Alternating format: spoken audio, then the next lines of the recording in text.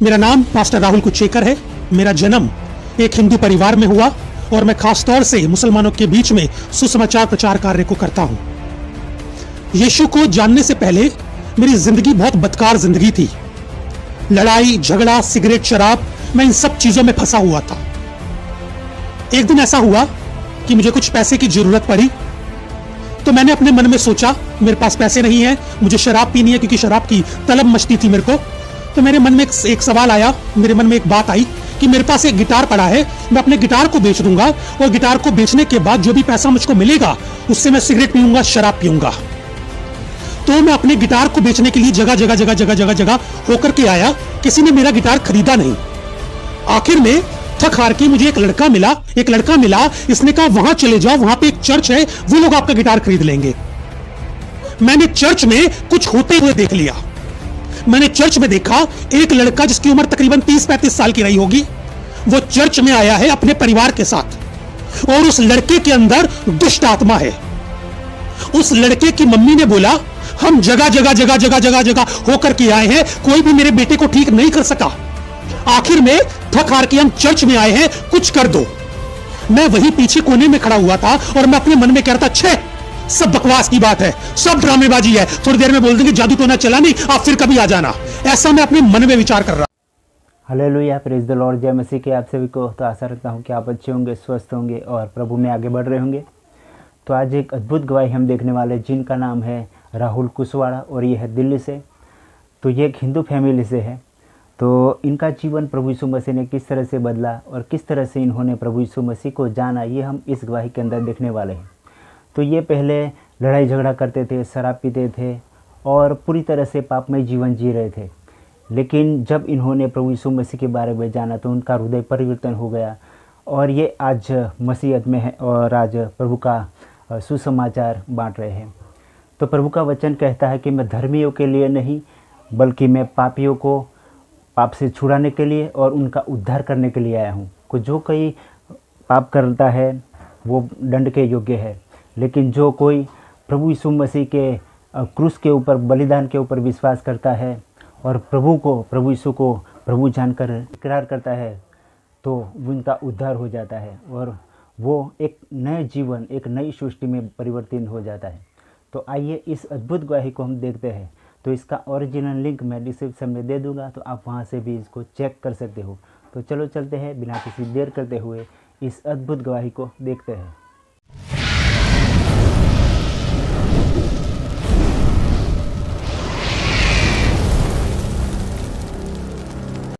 1 2 3 start. मेरा नाम pastor Rahul Kuchekar है। मेरा जन्म एक हिंदू परिवार में हुआ और मैं खास तौर से मुसलमानों के बीच में सुसमाचार प्रचार कार्य को करता हूं। यीशु को जानने से पहले मेरी जिंदगी बहुत बदकार जिंदगी थी। लड़ाई झगड़ा सिगरेट शराब, मैं इन सब चीजों में फंसा हुआ था। एक दिन ऐसा हुआ कि मुझे कुछ पैसे की जरूरत पड़ी, तो मैंने अपने मन में सोचा मेरे पास पैसे नहीं है, मुझे शराब पीनी है, क्योंकि शराब की तलब मचती थी मेरे को। तो मेरे मन में एक सवाल आया, मेरे मन में एक बात आई कि मेरे पास एक गिटार पड़ा है, मैं अपने गिटार को बेच दूंगा और गिटार को बेचने के बाद जो भी पैसा मुझको मिलेगा उससे मैं सिगरेट पीऊंगा, शराब पीऊंगा।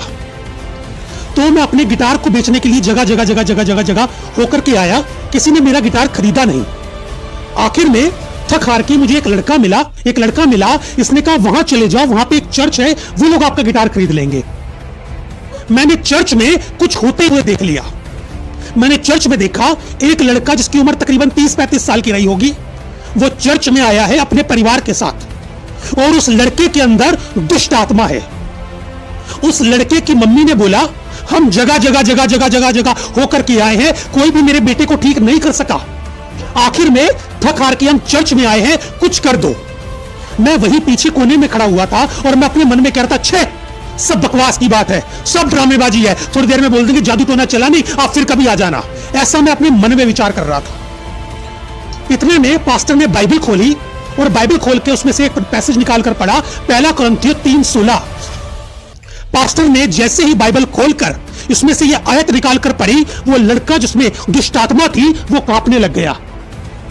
सबने मिलकर उसके सर के ऊपर हाथ रखा और यीशु के नाम से प्रार्थना करी। वो लड़का मेरी आंखों के सामने ठीक हो गया। मेरे जहन में दो सवाल आए। पहला सवाल, ये किताब कौन सी है जिसमें से इन्होंने निकाल के पढ़ा, जिसको ये लोग बाइबल कह रहे हैं, ये किताब कौन सी है? और दूसरा सवाल मेरे दिमाग में आया कि ये यीशु कौन है जिसके नाम से प्रार्थना करी और वो लड़का बिल्कुल ठीक हो गया। इन दो, लेकिन इस बात को मैंने अपने मन में रखा। एक धीमी सी आवाज सुनाई दी जिसने कहा, मैंने तुझे मुसलमान कौम के लिए चुना है। रोशनी रोशनी को बनके आया, रोशनी।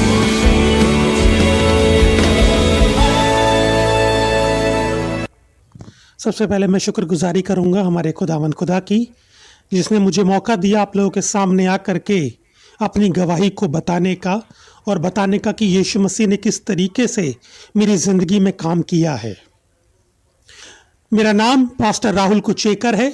मेरा जन्म एक हिंदू परिवार में हुआ और मैं खास तौर से मुसलमानों के बीच में सुसमाचार प्रचार कार्य को करता हूं। यीशु को जानने से पहले मेरी जिंदगी बहुत बदकार जिंदगी थी। लड़ाई झगड़ा, सिगरेट, शराब, मैं इन सब चीजों में फंसा हुआ था। एक दिन ऐसा हुआ कि मुझे कुछ पैसे की जरूरत पड़ी, तो मैंने अपने मन में सोचा मेरे पास पैसे नहीं है, मुझे शराब पीनी है, क्योंकि शराब की तलब मचती थी मेरे को। तो मेरे मन में एक सवाल आया, मेरे मन में एक बात आई कि मेरे पास एक गिटार पड़ा है, मैं अपने गिटार को बेच दूंगा और गिटार को बेचने के बाद जो भी पैसा मुझको मिलेगा उससे मैं सिगरेट पीऊंगा, शराब पीऊंगा। तो मैं अपने गिटार को बेचने के लिए जगह जगह जगह जगह जगह जगह होकर के आया। किसी ने मेरा गिटार खरीदा नहीं। आखिर में थक हार के मुझे एक लड़का मिला। इस लड़के के बारे में मैं आपको बाद में बताऊंगा। एक लड़का मिला, इसने कहा वहां चले जाओ, वहां पे एक चर्च है, वो लोग आपका गिटार खरीद लेंगे। मैंने कहा ठीक है। तो सैटरडे को मैं चर्च पहुंचा अपने गिटार को बेचने के लिए। तो जब गिटार को बेचने के लिए वहां पहुंचा, वहां पे मुझे एक भैया मिले, एक पास्टर मिले। मैंने उनसे कहा कि मैं अपना गिटार बेचना चाहता हूं, क्या आप उसे खरीदेंगे? उन्होंने कहा राहुल ठीक है, हम आपका गिटार खरीद लेते हैं, लेकिन हमारे पास अभी पैसे नहीं है। एक काम करो, तुम अपना गिटार यहीं पर छोड़ जाओ और कल संडे को हमारे यहाँ पे एक छोटा सा प्रोग्राम होता है, उस प्रोग्राम को भी देख लेना और अपने गिटार के पैसे भी ले जाना। मैंने कहा ठीक है। तो संडे के दिन मैं अपने गिटार के पैसे लेने के लिए चर्च पहुंचा। चर्च में काफी लोग आए हुए थे, बहुत से गीत गा रहे थे, गाना गा रहे थे। फिर वहां पर प्रचार हुआ। पूरा चर्च खत्म होने के बाद में मैंने उन भैया से अपने पैसे मांगे। मैंने कहा भैया मेरे पैसे। उन्होंने कहा राहुल पैसे तो हमारे पास अभी नहीं है, एक काम करना तुम अगले संडे आना।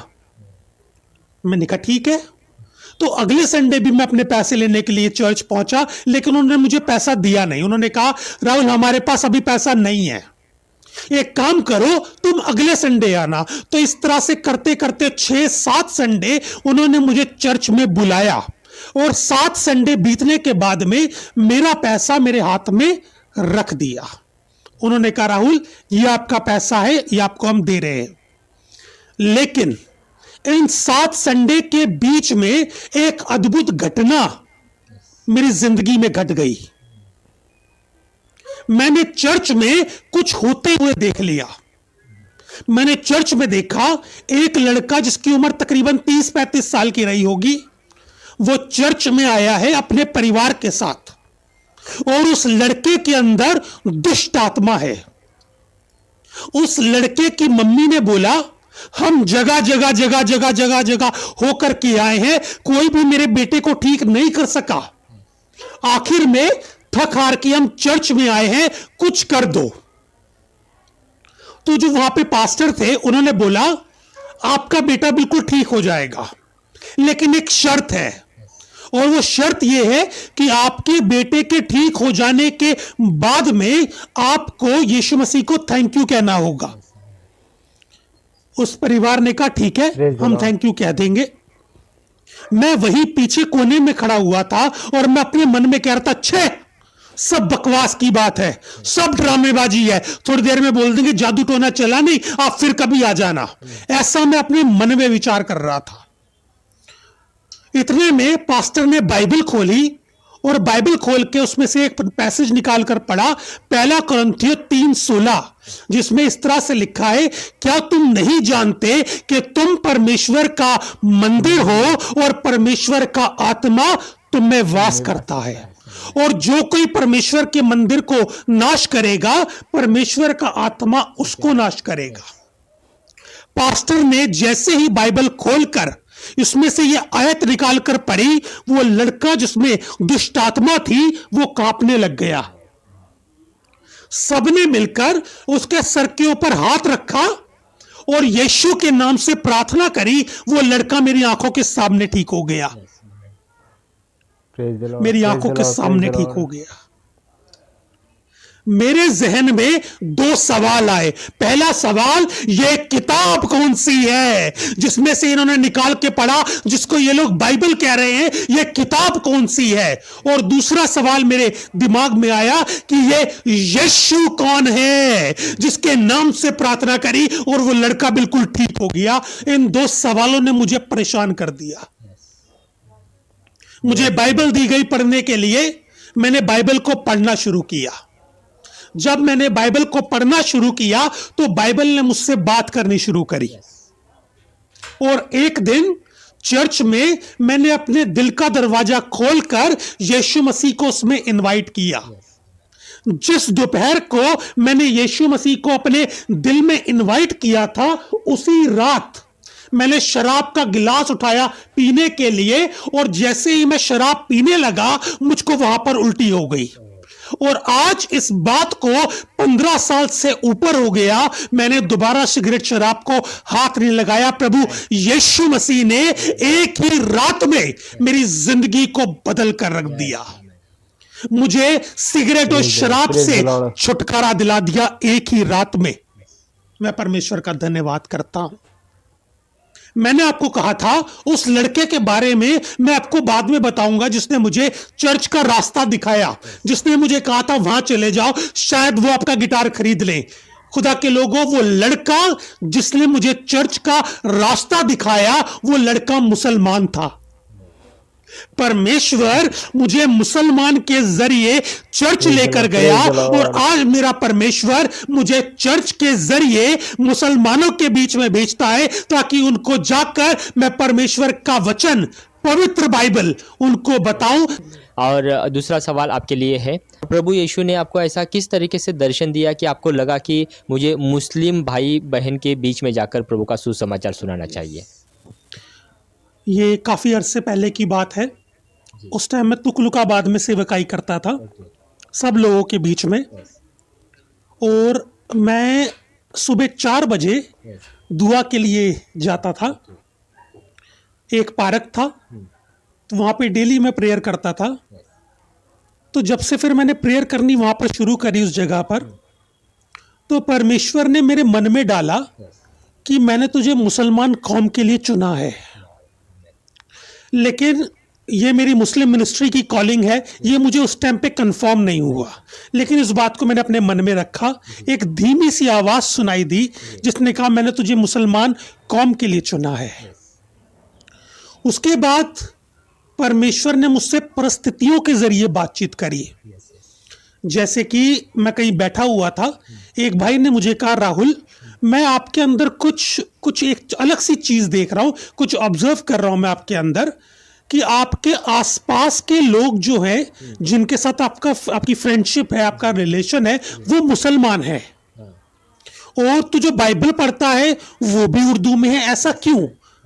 तो इसके ऊपर जब मैंने गौर किया, मुझे भी थोड़ा अचंभा सा लगा। हाँ यार, बात तो सही है, लेकिन मेरी कॉलिंग मुझे तब भी कंफर्म नहीं हुई। उसके बाद मैं बाइबल कॉलेज में गया, दून बाइबल कॉलेज जो कि देहरादून में है। वहाँ पे मैं अपनी स्टडी करने के लिए गया। तो पहली रात में, बाइबल कॉलेज के पहली रात में, परमेश्वर ने सपने के जरिए मुझसे बात करी कि मैंने तुझे मुसलमान कौम के लिए चुना है। और कई बार बाइबल कॉलेज में रहते हुए कई बार परमेश्वर ने सपनों के जरिए मुझे बताया कि मैंने तुझे मुसलमान कौम के लिए चुना है, लेकिन तब भी मुझको कंफर्मेशन नहीं मिला कि मैंने तुझे मुसलमान कौम के लिए ही चुना है।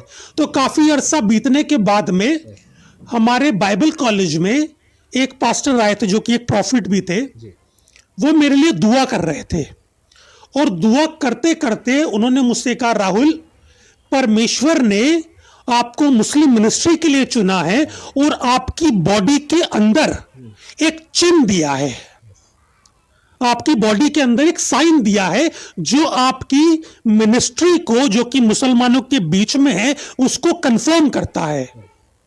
मुझे कुछ समझ नहीं आया। मैंने उनसे पूछा वो क्या चिन्ह है, वो क्या साइन है? तो उन्होंने मुझे बताया, राहुल, आपका जन्म एक हिंदू परिवार में हुआ है और हिंदू परिवार में पैदा होने के बावजूद भी आपका खतना हुआ है, आपका सर्कमसिशन हुआ है। और जब उन्होंने ये बात मुझे बताई, मुझे बड़ा अचंभा हुआ, इनको कैसे मालूम, इनको किसने बता दिया? और उसके बाद जो सपना मैंने बाइबल कॉलेज में देखा था वो उन्होंने मुझे सुना दिया। उस सपने में परमेश्वर ने मुझसे बात करी, मैंने किसी को नहीं बताया। उन्होंने पूरा का पूरा सपना मुझे नरेट कर दिया, मुझे पूरा सपना बता दिया। तो मेरे को अंदर से हुआ, यस, खुदा ने इनके जरिए मुझसे बात करी है और वाकई में मुझे मुसलमान कौम के लिए चुना है। उसके बाद मैंने मुसलमानों के बीच में सेवकाई करनी शुरू कर दी। देहरादून में लक्की बाग करके एक मोहल्ला है, कॉलोनी है, वहां पे मैंने उर्दू अरबी सीखी और वहीं पर जाकर के मैं ट्रैक डिस्ट्रीब्यूशन करता था। जिस मदरसे में मैंने स्टडी करी, वहां जाके मैंने वहां के मौलवी को ट्रैक दिया पढ़ने के लिए, तो उनसे मेरी बातचीत शुरू हुई। तो जब मैंने उनको गॉस्पेल दिया तो मैंने देखा उनकी आंखों से आंसू निकल रहे थे। मैं समझ गया कि परमेश्वर यकीनन चाहता है कि मैं मुसलमानों के बीच में जाके सुसमाचार प्रचार का कार्य करूं। वहां से मेरी कॉलिंग कंफर्म हुई। मेरे मन में खुदा एक बात डाल रहा है अपने कलाम के जरिए। खुदा उन तमाम लोगों से जो पास्टर हैं, इवेंजलिस्ट हैं या किसी ना किसी रूप में खुदा की खिदमतगारी कर रहे हैं, मैं उनको बताना चाहता हूं कि परमेश्वर ने, प्रभु यीशु मसीह ने जिस कार्य के लिए हमको चुना है, हमें उस कार्य में लगे रहना है। परमेश्वर ने पतरस को पकड़ा और परमेश्वर ने पतरस से कहा, अब से तू मनुष्य को जीवता पकड़ा करेगा। परमेश्वर ने पतरस की जिंदगी में उसको उसकी कॉलिंग बता दी। इन दैट सेम वे परमेश्वर ने हमें भी अपनी कॉलिंग बताई है। हम सबसे बात करी है, हम सबको बताया है कि हमारी कॉलिंग क्या है। खुदा के लोगों, हमें चाहिए कि जो कॉलिंग खुदा ने हमें दी है उसको हम वफादारी के साथ में निभाएं। पतरस से एक गलती हो गई। जब प्रभु यीशु मसीह सलीब पर चढ़े, हमारे गुनाह के लिए मरे, गाड़े गए और तीसरे दिन जी उठे, उसके बावजूद भी पतरस मछली पकड़ने को चला गया। परमेश्वर ने उससे कहा था, अब तू मछली नहीं पकड़ेगा, अब तू मनुष्य को जीवता पकड़ेगा। परमेश्वर ने जो उसको कॉलिंग दी थी, उसने उसको छोड़ के अपने पुराने प्रोफेशन में चला गया। जो काम वो पहले करता था उसी में चला गया।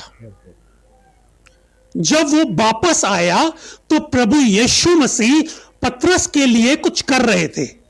जानते क्या कर रहे थे? प्रभु यीशु मसीह पतरस के लिए मछली पका रहे थे। कहने का मतलब क्या है? परमेश्वर ने जो कॉलिंग हमको दी है, हमें उसमें बने रहना है। हमारी रोटी का और हमारे मीट का इंतजाम परमेश्वर प्रभु यीशु मसीह खुद करेगा।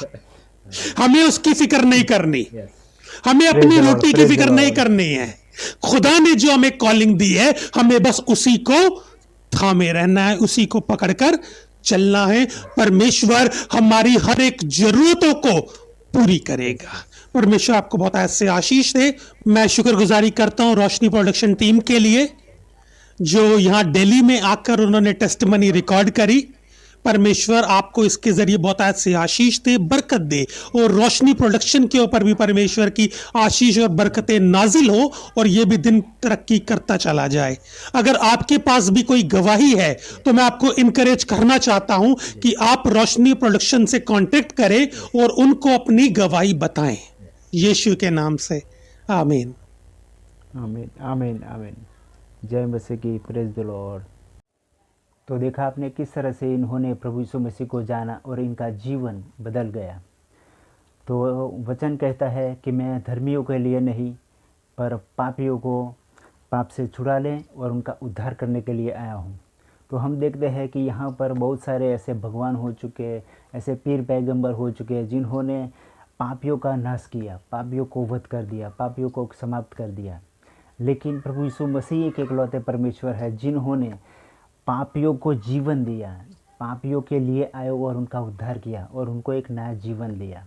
तो प्रभु यीशु मसीह एक ऐसे है जो पाप को माफ़ करते हैं, पाप को क्षमा करने के लिए वही एक अधिकार रखते हैं। तो आप भी ऐसे पाप में जीवन जी रहे, अपना जीवन बर्बाद कर रहे हैं, तो प्रभु यीशु मसीह के पास आइए और अपना जीवन पाइए। तो प्रभु का वचन कहता है कि परमेश्वर ने जगत से ऐसा प्रेम किया कि अपना एक लौता पुत्र दे दिया ताकि जो कोई उस पर विश्वास करे वो नाश ना हो परंतु अनंत जीवन पाए। इसीलिए आप भी प्रभु यीशु मसीह के पास आइए और अपना अनंत जीवन पाए और बहुतायत से पाए। तो आशा रखता हूँ कि इस गवाही से आपको भी प्रेरणा मिली होगी। तो ऐसी गवाहियाँ देखने के लिए मेरे चैनल को सब्सक्राइब जरूर कर ले। तो मिलते हैं नेक्स्ट अद्भुत गवाही के साथ। तब तक के लिए अपना और अपने परिवार का ख्याल रखिए। God bless you. बाय।